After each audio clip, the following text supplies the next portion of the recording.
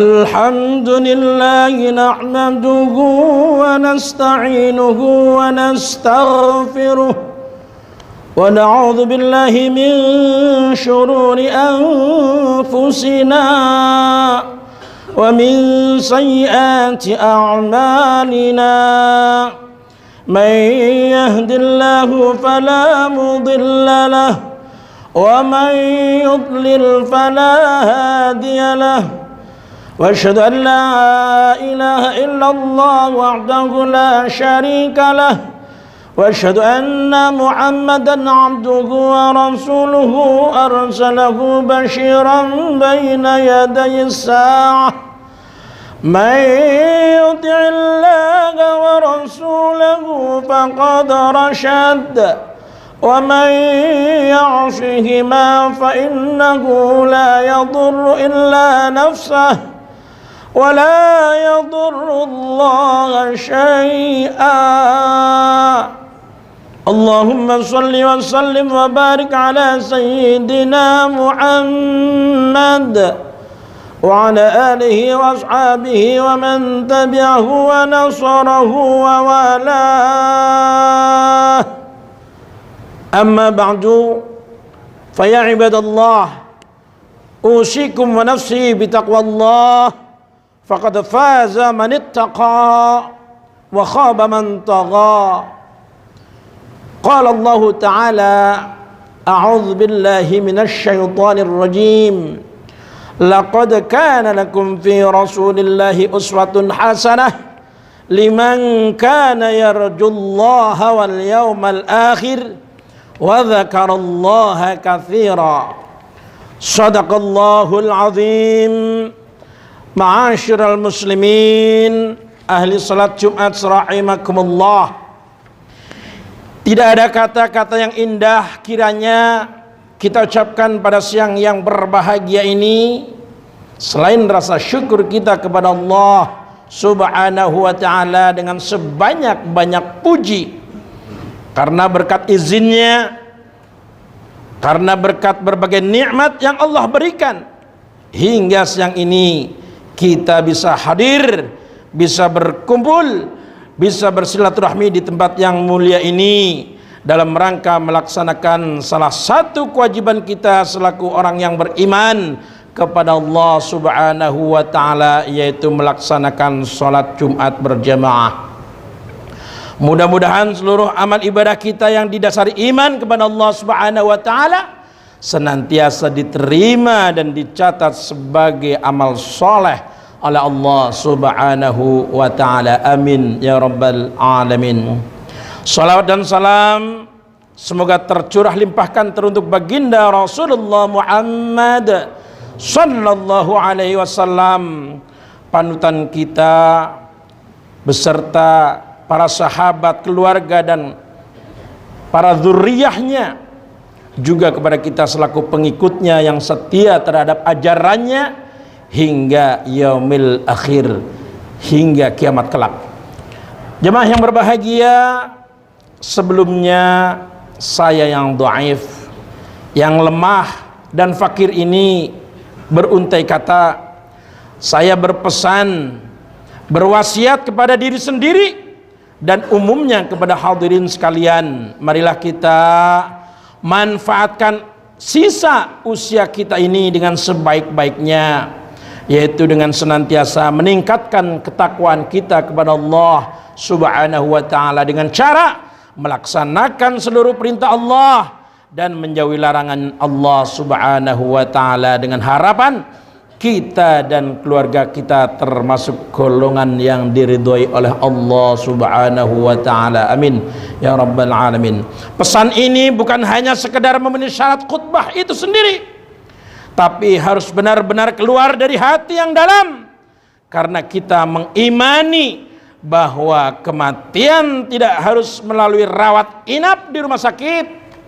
Kita yang menyaksikan, apakah itu keluarga, saudara, tetangga kita, pagi-pagi masih ngobrol, masih bercanda dalam keadaan bugar, dalam keadaan sehat, tapi sorenya atau malamnya dikabarkan telah meninggal dunia. Bagi mereka yang meninggal dunianya mendadak, tapi waktu hidupnya senantiasa taat kepada Allah Subhanahu wa taala, berucap syukur, alhamdulillahi rabbil alamin, inna lillahi wa inna ilaihi raji'un.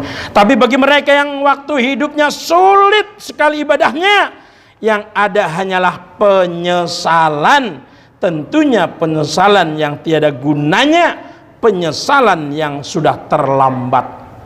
Oleh karena itu, dalam rangka ibadah kepada Allah Subhanahu wa taala yang kita lakukan dengan sebaik-baiknya, jangan ditunda-tunda, sebab kita khawatir kematian kita datang secara mendadak. Hadirin rahimakumullah, kita sering mendengar ceramah atau tausiah, apakah waktu sholat Jumat atau acara hari besar Islam lainnya yang berisi tentang akhlak para nabi. Hal ini tentunya bukan hanya sekedar menjadi koleksi pengetahuan kita, tapi harus dijadikan sebuah alat atau sumber untuk melakukan apa yang telah dicontohkan oleh Rasulullah Muhammad sallallahu alaihi wasallam, sebagaimana firman Allah di dalam Al-Qur'an surah Al-Ahzab ayat 21, laqad kana lakum fi rasulillahi uswatun hasanah. Sesungguhnya dalam diri Rasulullah adalah panutan yang baik.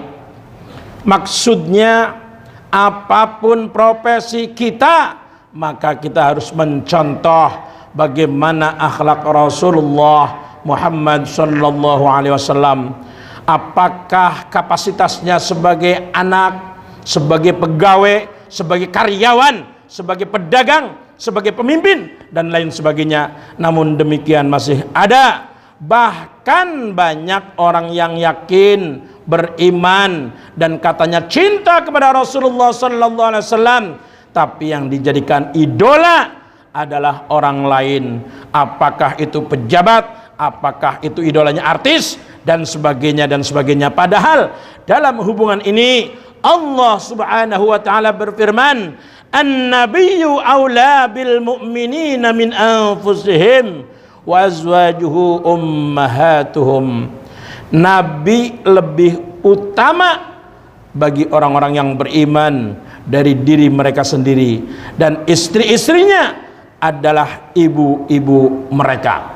Ini terdapat di dalam Al-Quran surah Al-Ahzab ayat 6. Hadirin rahimakumullah, oleh karena itu sesuai dengan arahan Allah Subhanahu wa ta'ala, kita lebih tingkatkan dengan mencontohkan apa yang dilakukan para nabi. Misalnya Rasulullah sallallahu alaihi wasallam senantiasa sholat di awal waktu dan berjamaah. Semua itu kalau kita lakukan bukan untuk kepentingan Allah dan Rasulnya, tapi untuk kita sendiri.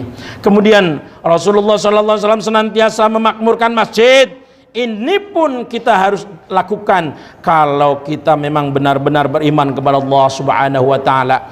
Seberapa sering kita hadir salat berjamaah di masjid, dan berapa lama kita beriktikaf di dalam masjid dalam rangka ta'lim dan membicarakan kenyamanan masjid untuk berjamaah. Hadirin jamaah Jumat rahimakumullah, cara kita berkeluarga, sudahkah kita bertanggung jawab dengan keluarga dari sisi finansial dan pendidikan anak-anak kita? Bagaimana kita menjadikan rumah kita sebagai surga bagi semua anggota keluarga, sehingga mereka merasa nyaman dan berbahagia di dalam rumah. An tut'imaha idza tu'imta wa taksuha idza tasabta wa la tadribil wajha wa la tuqabbih wa la tahjur illa fil baiti. Engkau memberinya makan jika engkau makan, engkau memberinya pakaian jika engkau berpakaian. Janganlah memukul wajah dan janganlah menjelek-jelekannya, serta janganlah memisahkannya kecuali tetap dalam rumah. Ini dalam kitab Sahih Sunan Ibnu Majah. Begitu juga ketika kita berdakwah, bagaimana cara dakwah kita? Sudahkah sesuai dengan dakwahnya Rasulullah Muhammad sallallahu alaihi wasallam? sebagaimana yang diarahkan oleh Allah Subhanahu wa taala, ud'u ila sabili rabbika bil hikmah wal mau'izatil hasanah wajadilhum billati hiya ahsan inna rabbaka huwa a'lamu biman dhalla an sabilih wa huwa a'lamu bil muhtadin. Serulah manusia kepada jalan Tuhanmu dengan hikmah dan pengajaran yang baik, dan berdebatlah dengan mereka dengan cara yang baik.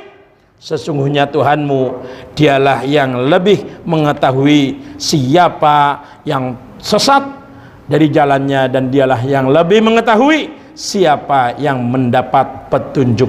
Ini terdapat dalam Al-Quran surah An-Nahl ayat 125.